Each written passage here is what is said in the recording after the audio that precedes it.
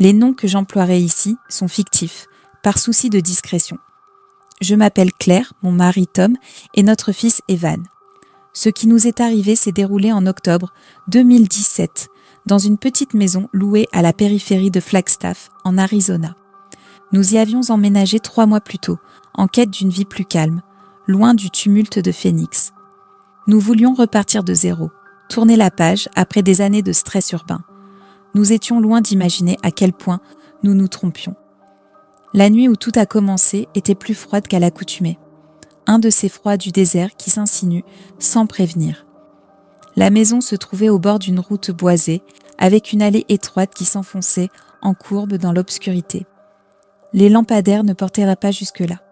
Dès que le soleil se couchait, la forêt au-delà de la clôture devenait un mur de ténèbres. Nous venions de finir le dîner lorsque le premier coup a retenti. Sec, volontaire, résonnant à travers la mince porte en bois. Il nous a tous les 3 fait sursauter. Nous n'attendions personne.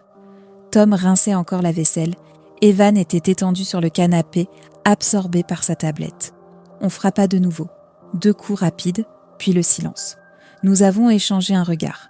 Les visites étaient rares ici, surtout après la tombée de la nuit. Je me suis approchée de la fenêtre et j'ai écarté légèrement les stores. 2 enfants se tenaient sur le perron. Un garçon et une fille, immobiles sous la lumière du porche, vêtus trop légèrement pour la saison. Le garçon portait une veste à capuche fermée jusqu'au menton. Les cheveux de la fillette tombaient droits, parfaitement immobiles. Ils ne bougeaient pas, ne regardaient pas autour d'eux. Ils restaient là, côte à côte, fixant la porte. Un malaise immédiat m'a envahi. Leur immobilité n'avait rien de naturel. Ils ne frissonnaient pas malgré le froid. Leur tête était légèrement levée, comme s'ils savaient déjà que je les observais. J'ai reculé. On frappa encore, plus doucement cette fois. Le bruit était régulier, ni pressant, ni joueur, mais étrangement maîtrisé. Tom est venu me rejoindre, s'essuyant les mains et a regardé par le Judas. Il s'est figé. Je n'ai pas eu besoin de lui demander ce qu'il voyait. Sa respiration avait changé. Il a reculé lentement, secouant la tête, les yeux écarquillés. Un nouveau coup, plus fort, a fait vibrer le bois de la porte. Evan a baissé le son de sa tablette et a regardé vers le couloir, perplexe. Je lui ai dit de rester là. La lumière du porche a vacillé, 1 fois, 2 fois, puis s'est éteinte. Le couloir s'est assombri, les ombres s'étirant sur les murs. L'air à l'intérieur de la maison est devenu plus froid, comme si un courant d'air s'était glissé par les fissures. Tom a attrapé la lampe torche sur le comptoir et a éclairé la fenêtre. Le faisceau a fendu l'obscurité. Le perron était vide. Les marches, la rambarde, même le chemin de terre menant à l'allée, tout était désert. Aucune trace de pas, aucun mouvement. Seulement le murmure lointain du vent dans les arbres. Nous sommes restés là de longues secondes, peut-être des minutes, à attendre. Mais rien ne s'est produit. J'ai tenté d'en rire, de me convaincre qu'il s'agissait d'enfants d'une maison voisine, bien qu'aucune ne soit visible depuis la nôtre. Nous avons verrouillé les portes, éteint les lumières et regagné le salon. Evan s'était endormi sur le canapé. Le silence de la maison avait quelque chose d'anormal désormais, comme retenir son souffle trop longtemps. Vers 11 heures, je me suis réveillée à cause d'un bruit de griffure. Cela venait de la fenêtre du salon. D'abord à peine audible, puis plus distinct, un frottement lent et volontaire d'ongles contre le verre. Je suis restée immobile dans le lit. Le bruit s'est arrêté, puis un coup léger a retenti, cette fois à la porte arrière. Tom était déjà éveillé. Il a saisi la lampe torche et s'est avancé dans le couloir. Je l'ai suivi de près, le cœur battant. Le bruit est revenu, pas violent, pas affolé, mais lent et précis, comme si celui qui frappait savait exactement comment faire résonner la maison. Il a pointé le faisceau vers la porte. La lumière a révélé 2 silhouettes derrière la vitre, les enfants. Encore, les mêmes. La capuche du garçon était toujours relevée, les cheveux de la fillette toujours immobiles. Leurs visages étaient plus visibles à présent, et c'est alors que je l'ai vu. Leurs yeux, entièrement noirs. Aucun blanc, aucun reflet. Une obscurité lisse et sans fond, absorbant la lumière. Le faisceau les frappait de plein fouet, mais leurs yeux ne réagissaient pas. C'était comme éclairer un vide. Tom a baissé la lampe en murmurant quelque chose. Le garçon a levé la main et l'a posée à plat contre la vitre. Sa peau avait une teinte anormale, pâle, presque grise, avec des veines à peine visibles. La fillette a fait de même, sa petite paume s'alignant parfaitement avec la sienne. Le verre s'est légèrement embué à l'endroit de leur contact, malgré le froid glacial dehors. Les coups ont repris, cette fois à la porte d'entrée. Lent, régulier, mesuré. Evan s'est réveillé en pleurant sur le canapé. J'ai couru vers lui, lui murmurant de rester silencieux. Les coups se sont intensifiés, alternant entre la porte avant et la porte arrière. Chaque impact résonnait dans la structure, faisant trembler les cadres accrochés au mur. Tom a ouvert à la volée le placard du couloir, saisi un marteau et m'a fait signe de rester avec Evan.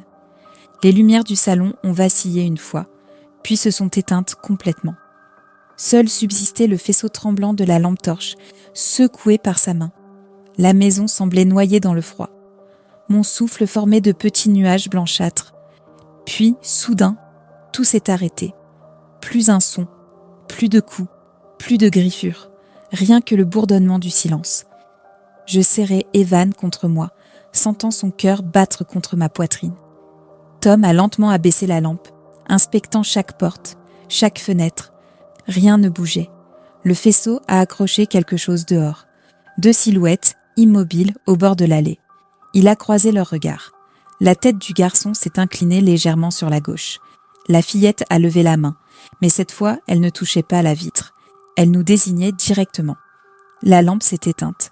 Je ne sais pas combien de temps nous sommes restés dans cette obscurité.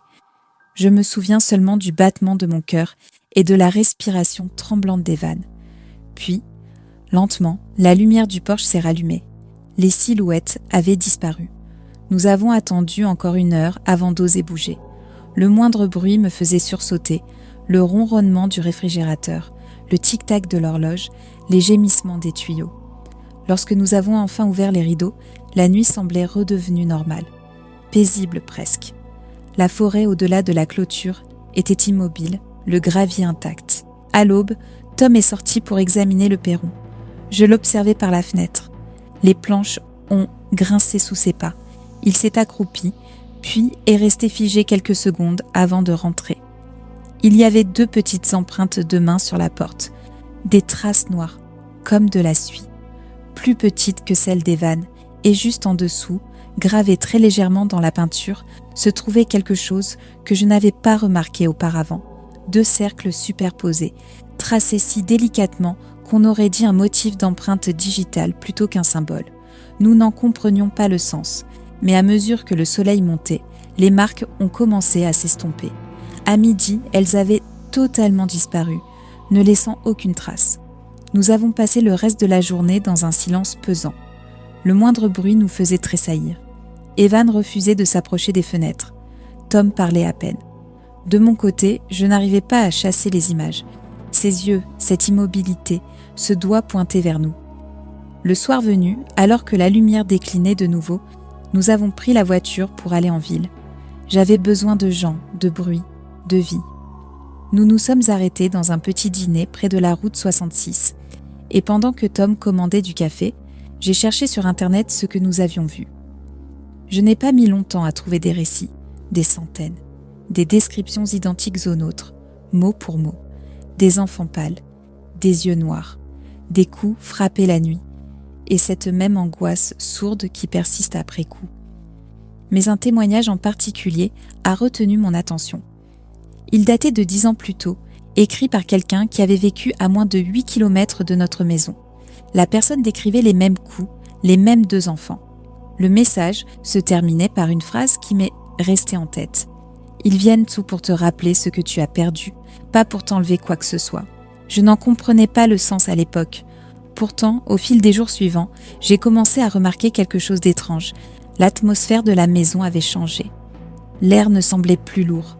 Les lumières du couloir ne vacillaient plus. Le courant d'air glacé avait disparu. Même Evan, qui refusait de dormir seul depuis cette nuit-là, s'est remis à rire. La peur s'est dissipée lentement, comme une brume brûlée par le soleil. Un après-midi, en rangeant de vieux cartons dans le placard, je suis tombée sur une photo que je n'avais pas vue depuis des années. Elle montrait 2 enfants du quartier que nous connaissions lorsque Evan était petit, des jumeaux qui jouaient souvent devant notre ancien immeuble avant que leur famille ne déménage. La photo était passée par le soleil, mais je les ai reconnus immédiatement. Le garçon portait une veste à capuche, les cheveux de la fillette étaient droits et sombres, tous deux souriaient, les yeux brillants. Je suis restée longtemps à contempler cette image. Quelque chose a changé en moi. Le souvenir de cette nuit, les coups, les yeux, n'avaient plus la même résonance. La terreur était toujours là, mais en dessous se trouvait autre chose. Le sentiment que ce que nous avions vu n'était pas le fruit du hasard. Que peut-être, juste peut-être, cela devait nous rappeler quelque chose que nous avions oublié.